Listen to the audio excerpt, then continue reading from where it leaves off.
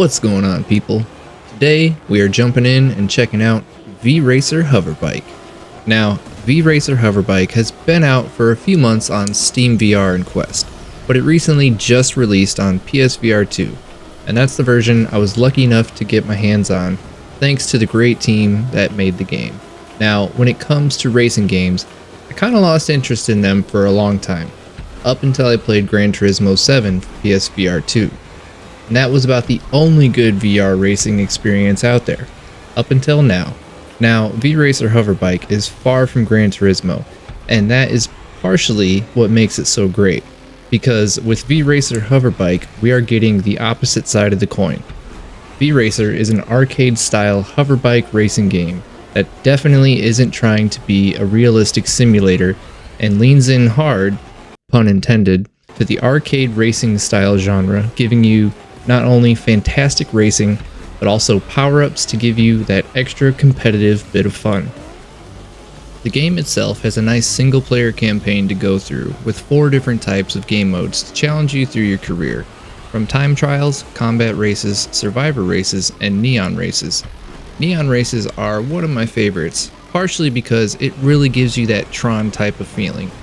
The race itself will challenge you to continuously race a course, trying to hit checkpoints to add more time to your clock, while also avoiding and destroying mines that are in your way, all to try and get the highest score you can. Destroying mines helps increase your score as well. It took me a few races to realize this, instead of just trying to avoid them all. Dude! I did not know that! Clear path! That makes it so much better! Dude, I can do so much better now that I know I can shoot this. That's crazy. Hey! It's so much better on that one. Let's go. I was just trying to dodge these things, like, next event, let's go. There are over 30 different tracks in total, some with some very unique design and cool locations. Some tracks are the same, just in reverse, but that doesn't take away from the fun of them. They even have some real-world tracks from around the world to race on. I only tried the Australian course, but that was definitely the most challenging track that I did play. There is also 4 different bikes, your starter bike, and 3 others to unlock, along with different helmets and suit skins to unlock as well. The game does also feature a multiplayer game mode that is cross-platform between all headsets, so you shouldn't have much of an issue finding people to play with.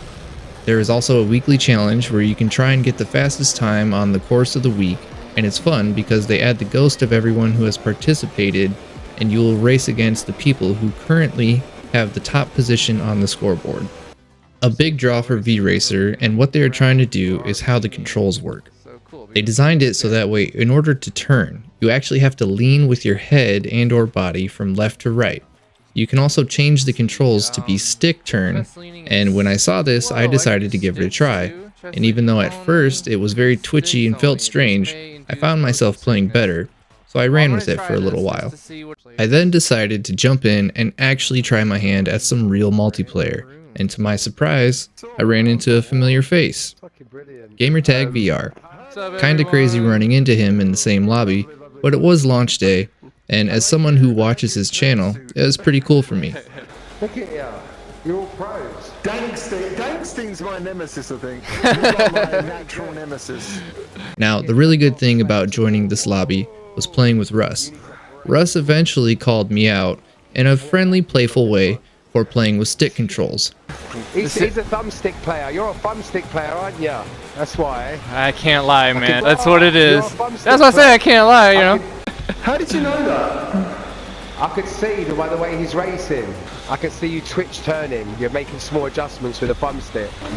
In some respects, it's called cheating. Because no one else uses everybody can do it. That's not a cheat, man. We got a thumbstick player in the place, Carl. Oh. Leave him alone. Thanks, GT. Leave him alone. I took no offense, but I was really glad that he did. He mentioned going into the settings and changing my lean sensitivity at one point. If you haven't adjusted the comfort options and turned the align with bike on and turned it to 30%, that will make it easier for you if you're lean. I suggest you try that and it will make your racing better. Nice. I'll definitely play around and check that out. After I ended up leaving the lobby and going back to single player, I started trying out different sensitivity levels for leaning, and I found that almost maxing out the sensitivity ended up making the lean turning so much better.